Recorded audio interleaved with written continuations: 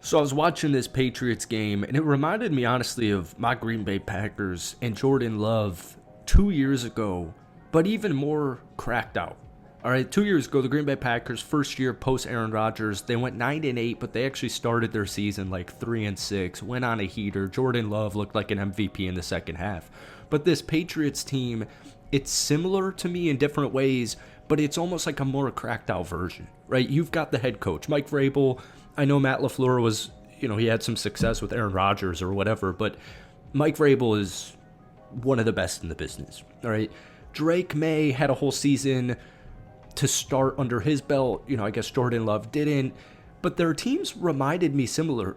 There's no star. There's no clear wide receiver one on the Patriots offense. There's no star tight end. There's no even star running back, even though we all know Trayvon Henderson's kind of on that track. The defense, it has a little bit of youth, right? There's some youth. Craig Woodson, safety, for the Patriots. But for the most part, they're guys on their second contracts, like 25, 26 years old. Rashawn Gary was like 25 with Green Bay. You had Kenny Clark was like 25, 26 or whatever with Green Bay. My point just is the defense is polished.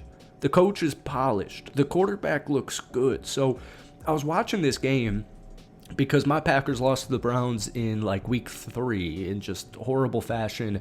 And the second half, I was really happy with Josh McDaniels and Drake Maye because what they were able to do in that second half, it just kind of reinforced my idea that this Patriots team is legit. We talked a lot in New England in the summer, in this offseason, saying, the Patriots are a dark horse sleeper team to make the playoffs, to make the wild card. But we weren't saying this team's going to win the division. They're going to be one of the best teams in the AFC. Maybe they could even, they've got the easiest schedule left. Maybe they could be the number 1 seed in the AFC. Like, people weren't saying that, but we kind of knew they were going to be an intriguing football team because Drake Maye looked the part last year. There was something interesting. I think it was like week 16 for New England last year. Patriots fans, let me know down below if you felt this same way. New England was on the road against the Buffalo Bills. They ended up losing that game, if I'm not mistaken, like 24-21. And that was when it really kind of clicked in my head where it's like, yeah, he's legit.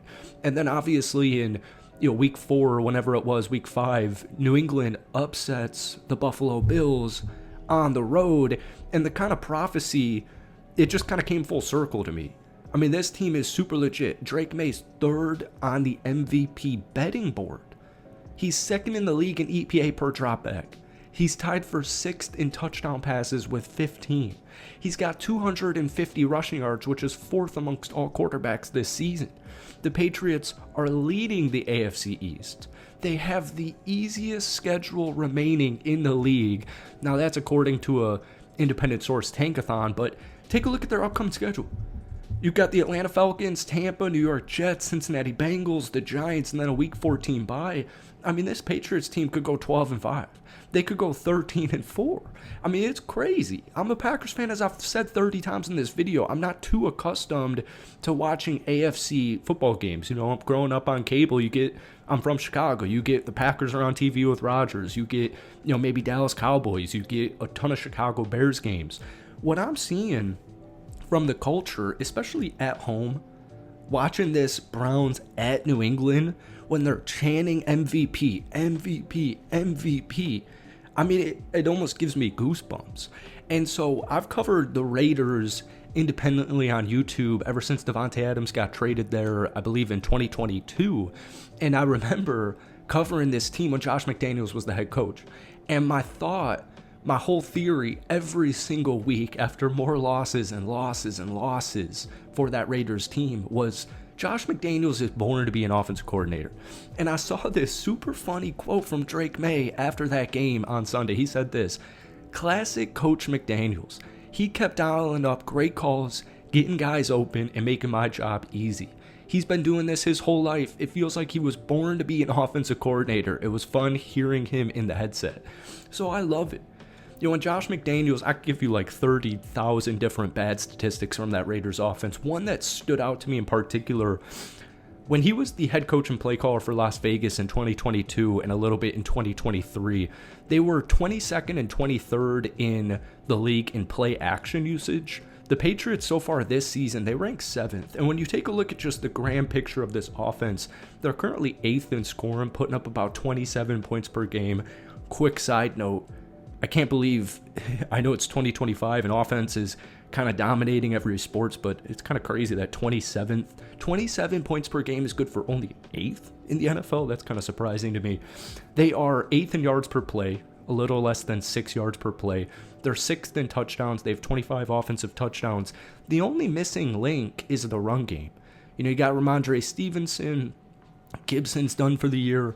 Travion Henderson feels like it's just a matter of time before he officially breaks out. He had that really nice 27-yarder on Sunday against Cleveland, and Myles Garrett was doing his thing. He had 5 total sacks. I know the pass protection hasn't been the best for the New England Patriots. You got a young rookie left tackle, Will Campbell. You got a young rookie out of Georgia, and Jared Wilson.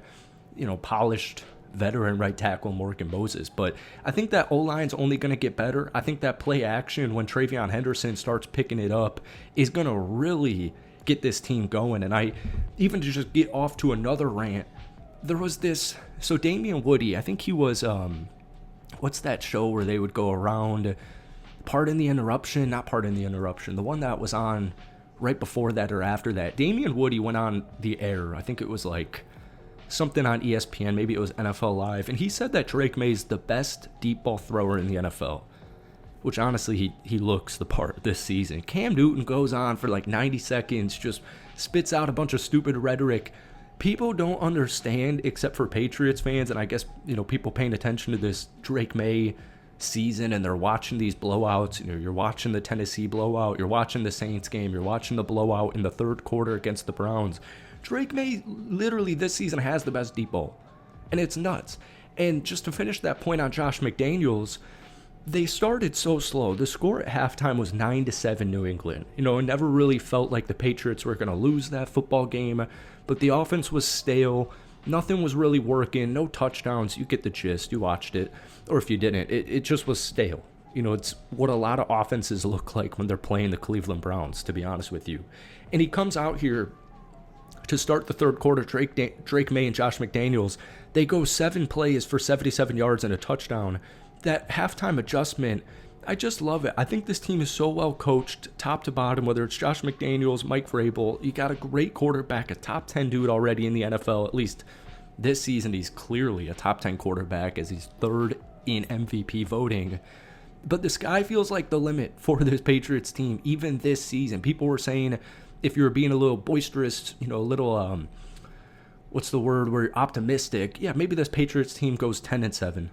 Right? Well, they're 6-2. We're halfway through the season. It's nuts. So I wanted to share some Drake Maye Patriots propaganda for you guys. That's it for today. Thank you so much for watching. Hit that like button. Hit that sub button. You guys know the deal. Let me know your thoughts on if this Patriots team is legit. Peace.